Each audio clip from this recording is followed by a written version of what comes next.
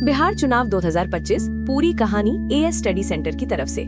दोस्तों, ये चुनाव सिर्फ वोटिंग का मामला नहीं था, ये था बिहार की राजनीति, संस्थानों और जनता की जागरूकता की सबसे बड़ी परीक्षा। नंबर 1, नतीजे। कौन जीता, कौन हारा? दोस्तों, 6 से 11 नवंबर तक चले चुनाव में इस बार एनडीए का परचम लहरा गया। एएस स्टडी सेंटर की खास रिपोर्ट के मुताबिक बीजेपी ने इतिहास रच दिया। पहली बार बिहार विधानसभा में सबसे ज्यादा सीटें जीतकर जेडीयू के नीतीश कुमार 10वीं बार मुख्यमंत्री बनने जा रहे हैं। आरजेडी महागठबंधन को सबसे बड़ा झटका लगा। तेजस्वी यादव की पार्टी ने तीसरा सबसे कमजोर प्रदर्शन किया। कांग्रेस की हालत आप समझ ही रहे होंगे, कमजोर और फीकी पड़ी।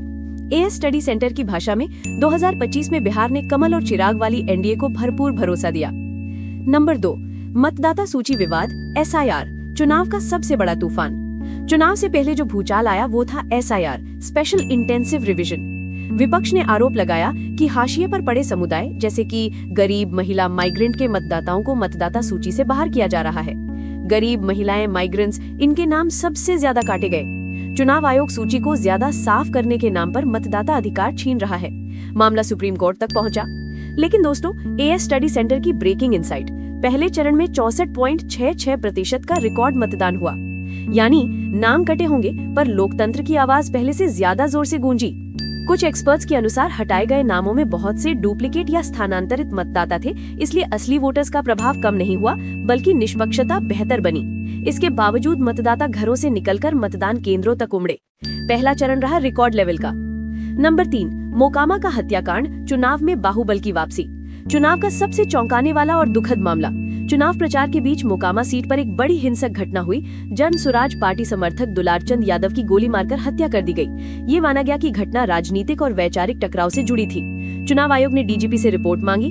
हमारी नजर में, यानी एएस स्टडी सेंटर की नजर में, ये घटना ये बताती है कि बिहार की राजनीति से बाहुबल का साया अभी भी पूरी तरह खत्म नहीं हुआ है।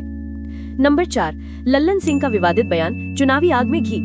एक वीडियो वायरल हुआ जिसमें आरोप है कि लल्लन सिंह, जो जेडीयू के वरिष्ठ नेता और केंद्रीय मंत्री हैं, उनके एक चुनावी रैली में कहा गया। वीडियो वायरल हुआ जिसमें आरोप है कि उन्होंने कहा था कि विपक्षी मतदाताओं को उनके घरों में बंद कर दो ताकि वे मतदान न कर सके।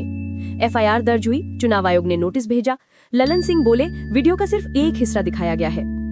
हम कहेंगे, यानी एएस स्टडी सेंटर की टिप्पणी है, कि चुनाव जितना नजदीक आता है बयान उतने ही गर्म हो जाते हैं और वायरल भी। नंबर 5, चुनाव आयोग, आलोचना और तारीफ दोनों। चुनाव आयोग ने इस बार 3 मोर्चों पर शानदार काम किया। पहला, मतदाता सूची को तकनीकी रूप से बेहतर बनाना। दूसरा, शांतिपूर्ण मतदान। तीसरा, दोबारा मतदान की जरूरत न पड़ना।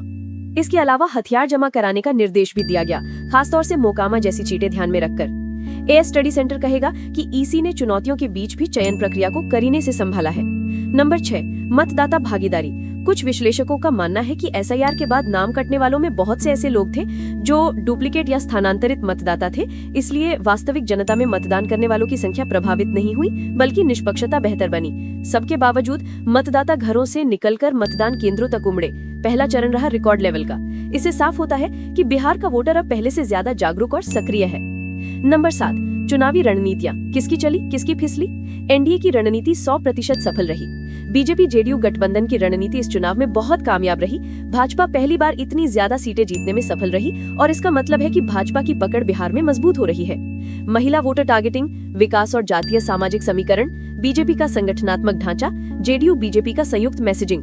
महागठबंधन की सबसे बड़ी कमजोरी, कोई एकीकृत नैरेटिव नहीं, युवा और महिला मतदाताओं पर कम पकड़, एसआईआर विवाद का बड़ा फायदा न उठा पाना।